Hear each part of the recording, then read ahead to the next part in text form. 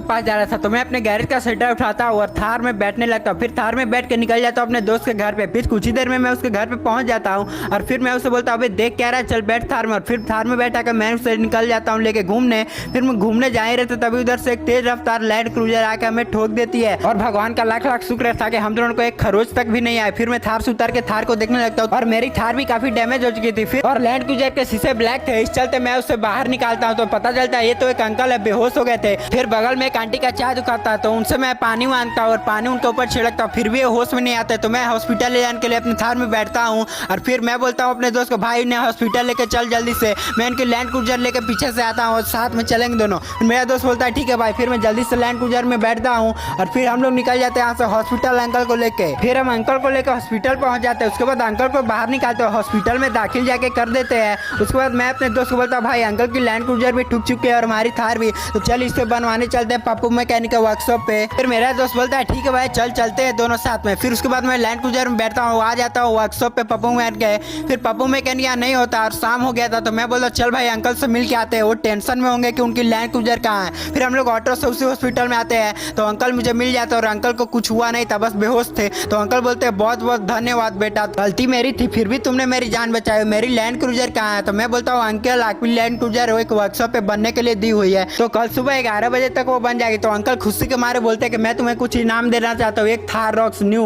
तो मैं बोलता हूँ नहीं नहीं अंकल मैं नहीं ले सकता हूँ। अंकल जबरदस्ती करने लगते हैं और बोलते हैं तुम्हें लेना ही होगा। फिर मैं बोलता हूँ ठीक है अंकल, और अगली सुबह मैं आ जाता हूँ वर्कशॉप पे। फिर देखता हूँ कि लैंड क्रूजर भी बन चुकी थी और थार भी बन चुका था। फिर मैं अंकल को देखता हूँ, अंकल थार रॉक्स मंगवा लेते हैं मेरे लिए। नहीं बिल्कुल, मुझे इनाम में उन्होंने दिया था। फिर मैं अंकल को थैंक यू बोलता हूँ तो अंकल बोलता है ठीक है बेटा आप तुम लोग घर निकलो। तो मैं अपने दोस्तों के साथ घर निकल जाता हूँ। तो भाई वीडियो अच्छा लगा हो तो लाइक और सब्सक्राइब कर लेना। मिलते हैं नेक्स्ट